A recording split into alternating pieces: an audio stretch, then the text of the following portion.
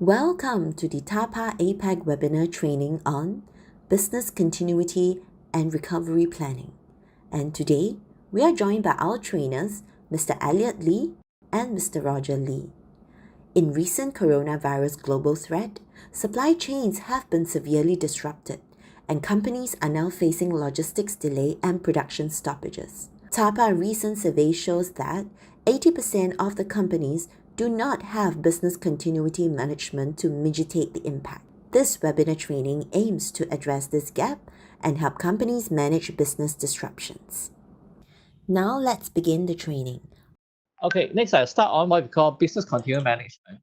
How do we build a resilience, I would say, supply chain network, all right? At the moment, with the COVID-19, all right, a lot of companies are facing many challenges.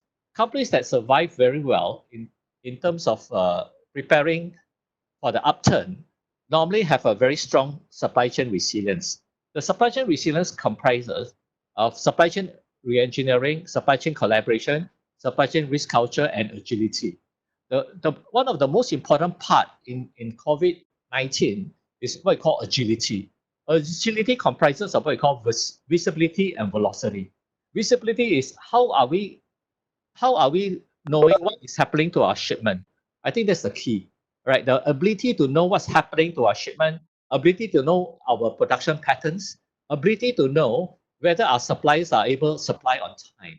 And of course, the velocity right now is very crucial. Very crucial meaning how fast, the speed in which we can get our supplier up, the speed in which we can ship to our customer, and what kind of strategy we can do to ensure that the customer can receive on time, right? Even if the customer can't receive on time, are we able to tell the customer when exactly the shipment will be arriving to the customer location? Because at the moment, a lot of government are actually pushing very hard to still maintain the shipment. The supply chain would not want to stop. Governments are working hard.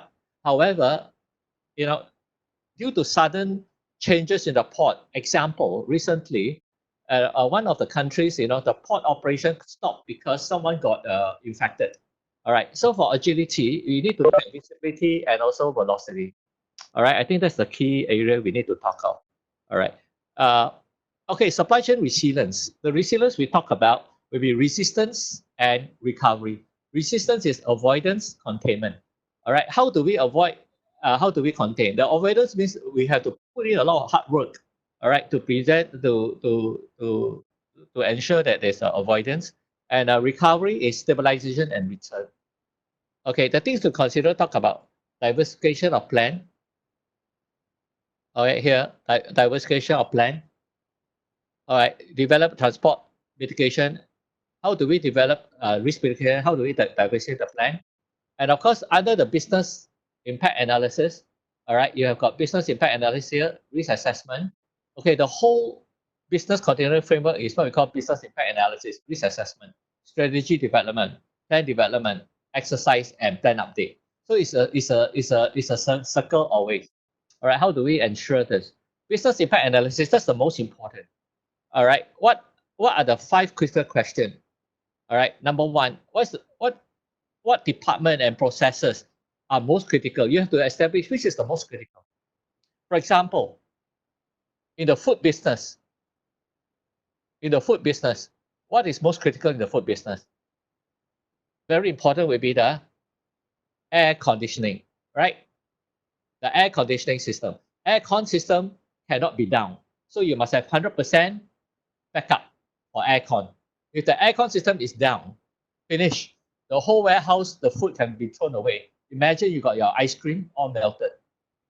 All right. So you have to look at what is the most critical right now, all right, in your company. What are the priority to resume operation? Okay, major disruption. How fast? How soon is time-sensitive production? What resources are required? And financial impact of external downtime. So I think these are some of the areas which are very important. Okay, next we look at will be what we call the risk assessment. All right, the strategy development, plan development, exercise, plan update. All right, and what are the key areas? Here, computer outage, computer failure, example, computer failure. Example, SAP,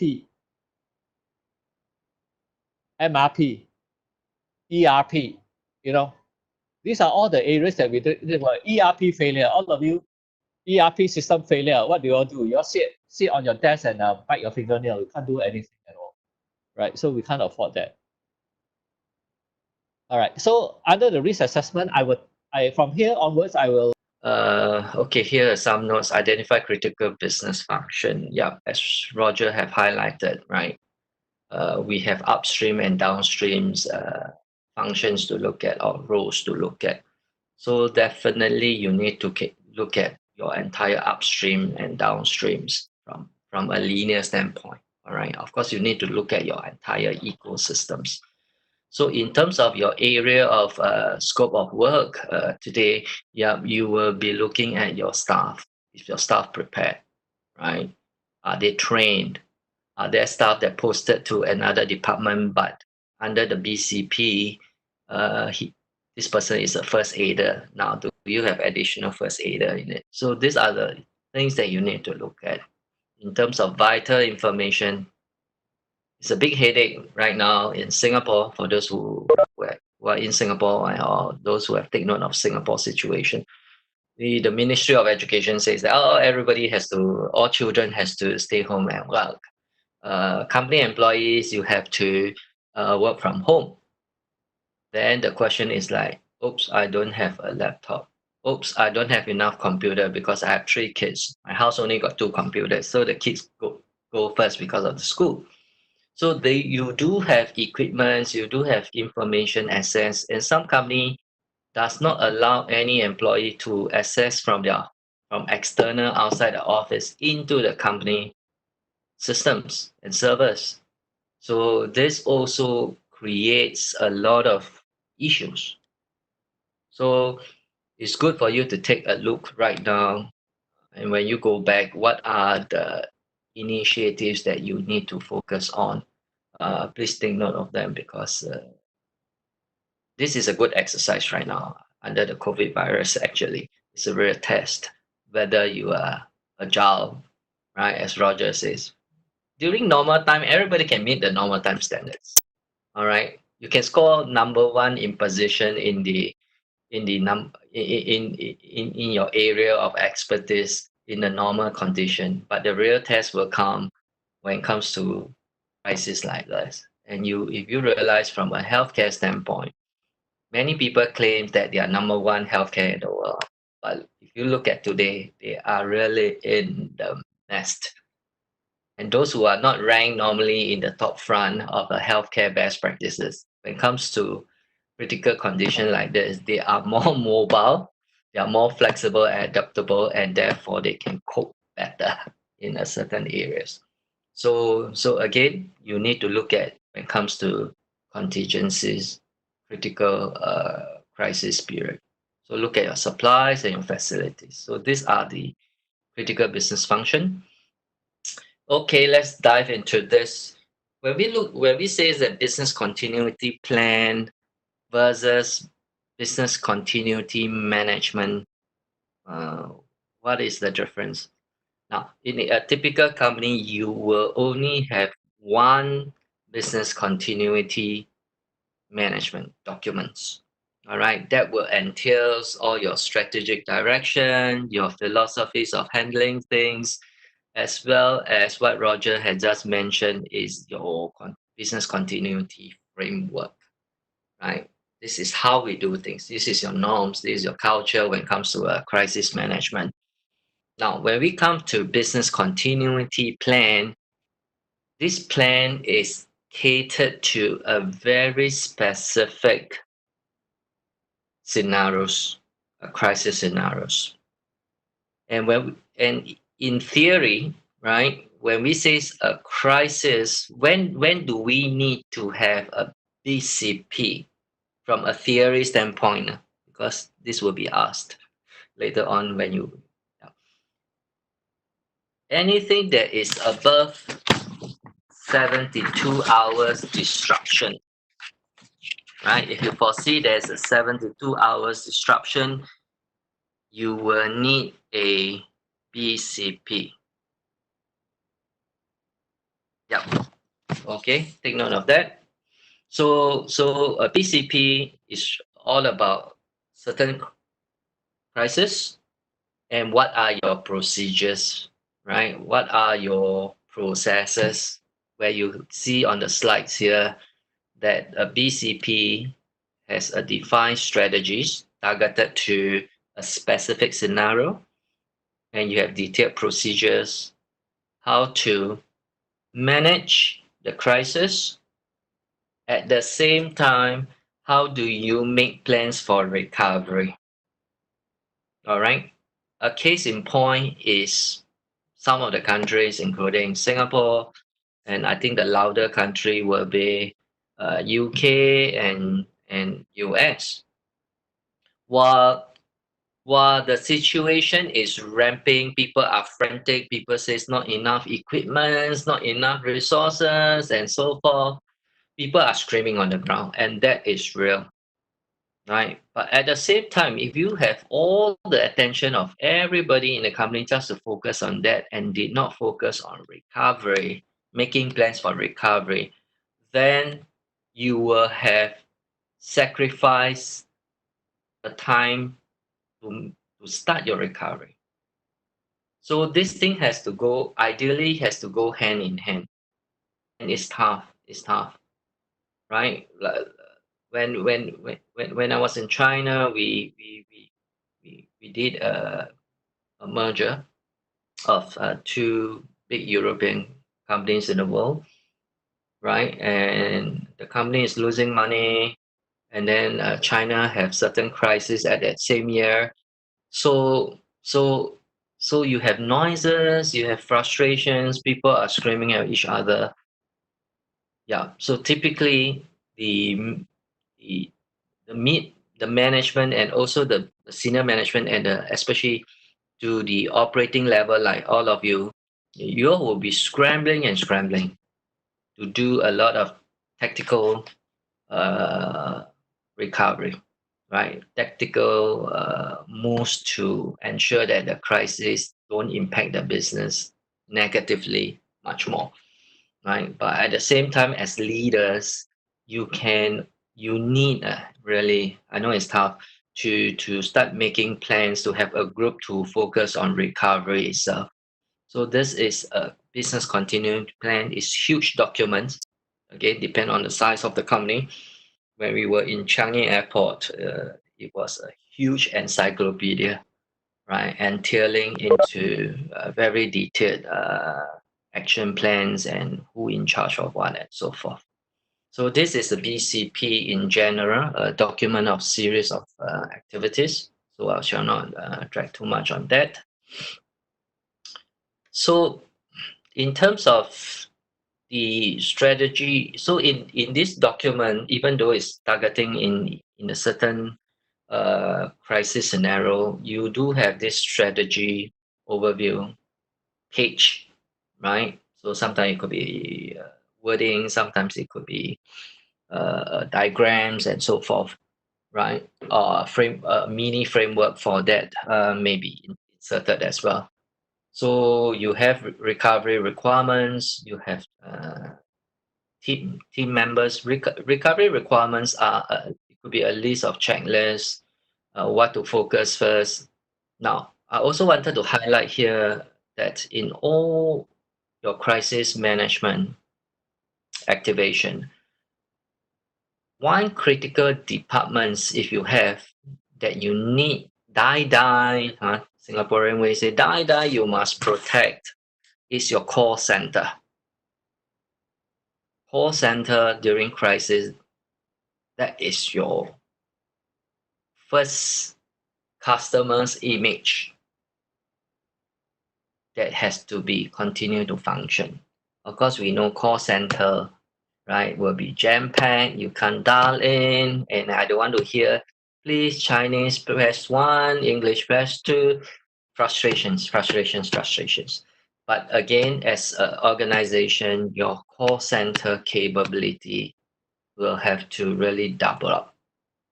All right. And do you have plans to have your second, third call centers or mini call centers to double up when it comes to crisis. So it's a heavy investment, but it's a critical functions to protect over here. And we mentioned about team members. So who are the first aiders? Who are the fire wardens? Who are supposed to look after the warehouse, the spare warehouse, start to activate your contingency facilities. So all your team members, that key team members that's involved in this particular crisis scenarios, their name, their contact number has to be there. All right. So I'm sure you people have been doing a lot of fire drills and all this. So it's same. It's the same. All right. And you have offsite materials. And this is something that you procure things, right? Customer procure things from you. Now, do you have alternatives materials? Do you have alternative suppliers? And you can't be every day happily when things are normal. You only use one suppliers or two, and you never build the third and the fourth in relationship. In relationship means keep it warm, or okay lah, 1-2% of my business I can give it to you just to keep the relationship. Because if you do your risk assessment, if you realize that the chances of your first two normal suppliers can boo boo once a while, or every 10 years, or every 5 years, boo boo it for you, which means that sorry, I can't supply you because my case in point is like China, right? China says no, all medical equipment related to COVID, the health ministry must approve first. Because what happens 2 weeks before today, rampant, right? Suppliers want to seize the opportunity to make money, so they make inferior quality products, never check properly, and they launch in the market, and it tarnish the country's image. So there was a lockdown of inspection before the customs are being allowed to agree to relist the goods. So you may be stuck, right? You may be stuck. A good case in point today in Japan is Nissan. I know Roger has mentioned it. Previously, they have done well in tsunami. What happens is in Fukuoka, Nissan plant was shut even of today because all their spare parts came from China. So since after our Singapore Chinese New Year, the plant won't at that time Japan haven't really big impacted by the COVID in the own country. So the plant was wanted to after New Year, of course the plant will continue to do production, but the plant will have to shut because no supply coming from China, right? Because China was on total lockdown. So these scenarios happen really, and we see it in our very eye today. So please, I want to emphasize again is to focus on your vendors list, right? And make sure you, when clients are stuck, you still have alternatives coming from your other branches or other countries who can supply the same client over here.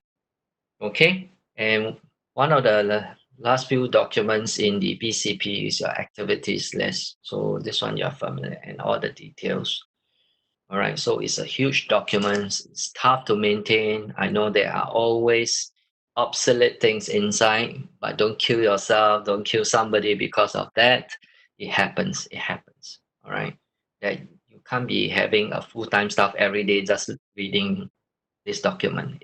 It's not ideal. It's very costly to do that.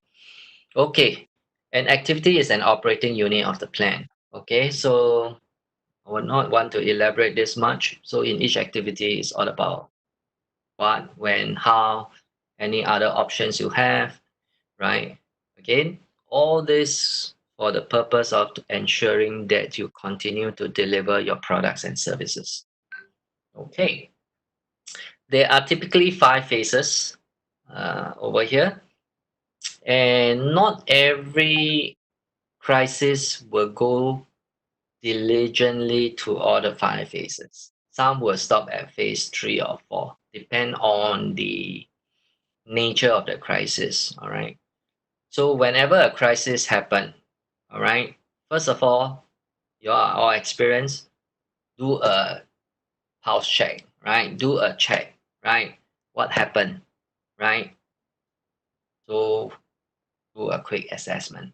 Do you need to activate something else, or does you already have firemen over there, as portable extinguisher, extinguish it? That will be fine. All right. If that is fine, that's good for you. If not, it may escalate to your contingency plans, and you have to start looking at so let's say the contingency plans is that, okay, I got warehouse to continue, can provide the supplies to my customers. That's fine, right? Then you will just stop there. Now if it goes beyond that, you know that, okay, even my next warehouse can only supply uh, can only last 2 days, because shipment will continue to come in. My warehouse is going to full to the brim. All right. And I cannot put my materials under the sun and so forth. Right.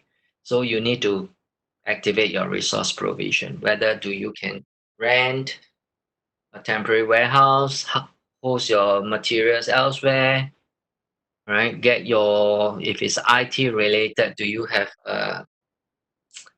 alternative systems to operate, right? So you need to look at all your resource allocation, resource planning over here.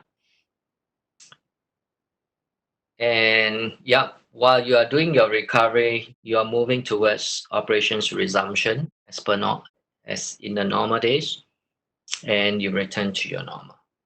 Now, as I mentioned before, depending on the nature of the disruption, all right, some areas may recover faster than the rest. So a case in point again is UK, US, the larger countries. Singapore is only one place, so we don't really impact us on these strategies when managing this COVID. So in US and UK, they will say that, okay, maybe certain town, certain region in my big country, they can go back to life to normal, right? While the epicenter of the COVID, sorry, you are still fully locked down. So you may open certain parts, of course, with calculated risk. You may open certain parts to resume normal operations. So you can make that judgment call. And in reality, that is likely to be happen, right? So BCP plans must be effective with or without warning. Okay, this is academic part.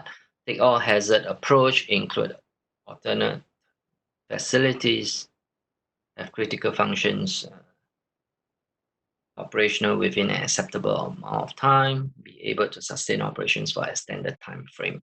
So this is critical. This last point is like, how long will our lockdown or partial lockdown last?